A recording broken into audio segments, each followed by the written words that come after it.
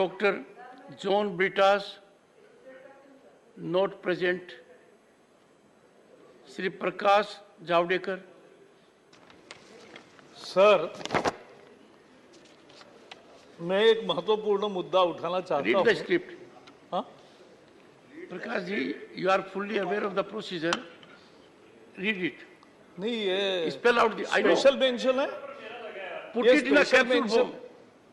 Put it in a capsule form. अच्छा,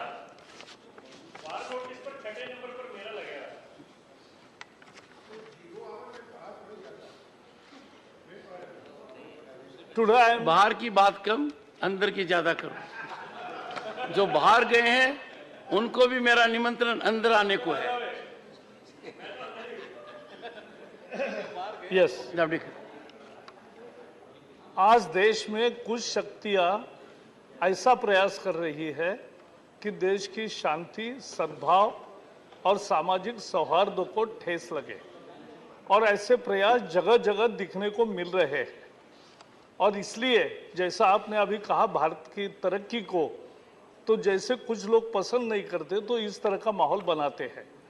एक उदाहरण अभी हमने देखा है 2 दिन से, लेकिन बड़ा उदाहरण मैंने केरल का है, लेकिन महत्वपूर्ण है।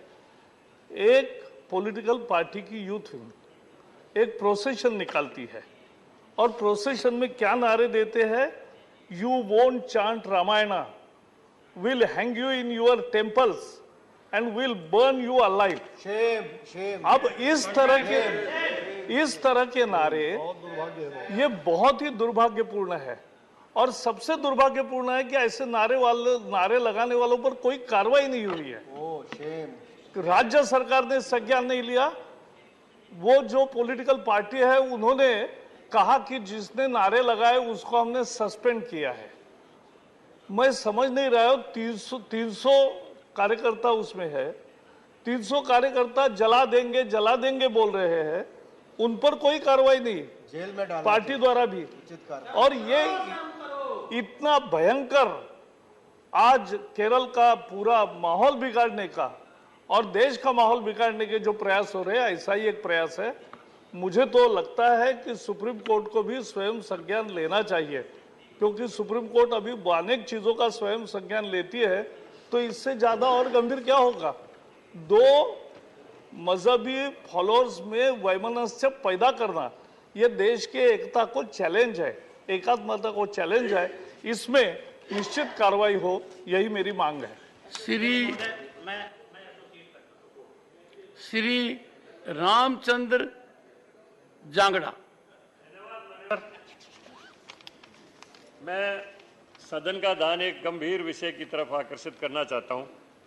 मानव राजस्थान से निकली हुई गाड़ियां लोहार एक जाति है। कहते हैं कि ये लोग महाराणा प्रताप की सेना में हथियार बनाने का काम करते थे, लेकिन महाराणा प्रताप के बलिदान के बाद इन्होंने इस कसम के साथ मातृभूमि छोड़ दी कि जब तक मेवाड़ पर स्वराज्य स्थापित नहीं होगा तब तक घरों को नहीं लौटेंगे। इतिहास मान्यवर कुछ भी हो, लेकिन ये सच्चाई है कि लोहे के औजार या उपकरण बनाने में इनका कोई मुकाबला नहीं है। ये महीन से महीन लोहे का उपकरण भी बिना किसी आधुनिक मशीन और औजार के बनाने की दक्षता रखते हैं। मान्यवर, कुछ दशक पहले ये लोग किसी भी गांव या शहर के पास अपना काफिला रोक के वहां पर रोजाना काम में आने वाले उपकरणों को गलियों में फेरी लगाकर बेचते थे तथा बदले में अनाज और बैलों के लिए चारा लेते थे।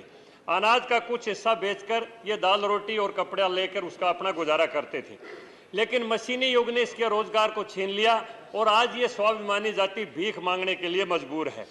मैं राष्ट्रीय राजधानी में ही इनकी तस्वीर दिखाई दे सकती है। जैसे ही हरियाणा से दिल्ली में आते हैं तो सड़क के किनारे गंदगी के बीच में ये अपना काम करते हैं, वहीं झोपड़ियों के अंदर रहते हैं।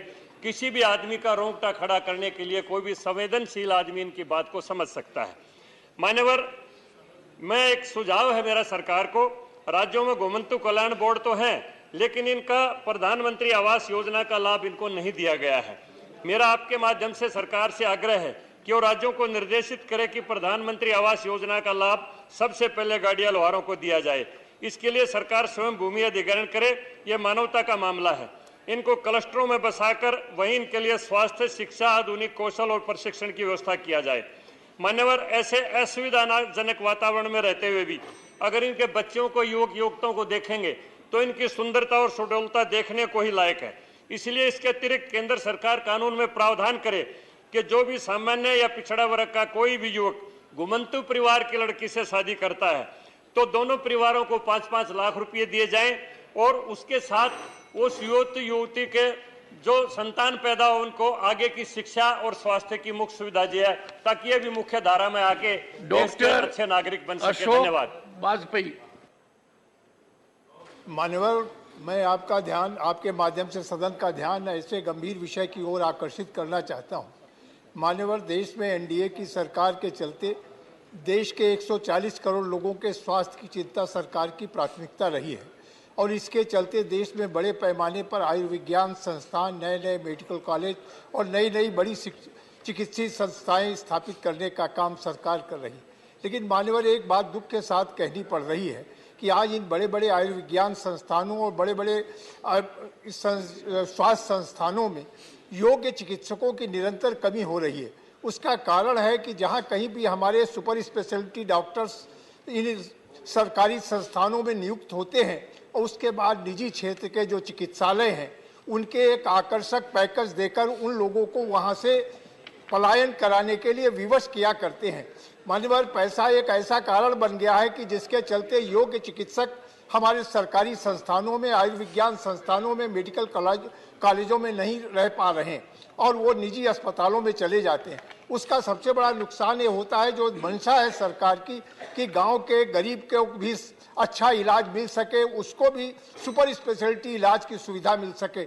लेकिन ये प्राइवेट अस्पताल इतने महंगे हैं, वहां पर जन सामान्य के लिए इलाज करना मान्यवर संभव नहीं होता और इसके चलते सरकारी अस्पतालों में जब अच्छे डॉक्टर पलायन कर जाते हैं तो उन अस्पतालों में भी मान्यवर यही स्थिति हो जाती है कि अच्छे डॉक्टरों के अभाव में अच्छा इलाज नहीं हो पाता। ये एक ऐसा गंभीर विषय है कि जिससे देश इस पर चिंता होनी चाहिए। और मान्यवर, आप तो ऐसे सुविज्ञ व्यक्ति हैं, आपकी सभापतित्व में मैं चाहूंगा इस पर कोई ऐसा दिशा निर्देश जारी हो कि हमारे सरकारी विज्ञान संस्थानों में योग्य चिकित्सकों का पलायन रोका जा सके। मैं आपने इस समय दिया, धन्यवाद। Shri Sushil Kumar Gupta, not present. Shri Rakesh Sinha, briefly. महोदय, मैं आपका ध्यान ओनली अ मिनट एक ऐसे झील के बारे में दिलाना चाहता हूं जो 99 एकड़ यानी 99 एकड़ में फैला हुआ है। इसे मोइन झील कहते हैं। जब हम पर्यावरण के बारे में इतने चिंतित हैं, यह एक ऐसा झील है जो बिहार के बेगूसराय के भगवानपुर चट्टी में यह झील है और 99 एकड़ में फैले इस झील में मीठा पानी है और इसमें 100 स्फूर्त पानी आता है। सालों भर इसमें पानी रहता है। मेरा सरकार से निवेदन है कि इसे राष्ट्रीय स्तर की मान्यता दी जाए। जिस तरह से कांवड़ झील को रामसर साइट में शामिल किया गया है, उसी तरह से मोइन झील को भी रामसर साइट में शामिल करने और इस झील को और क्वेश्चन आवर और व्यवस्थित करने का प्रयास किया जाए। Question number 151 Shri we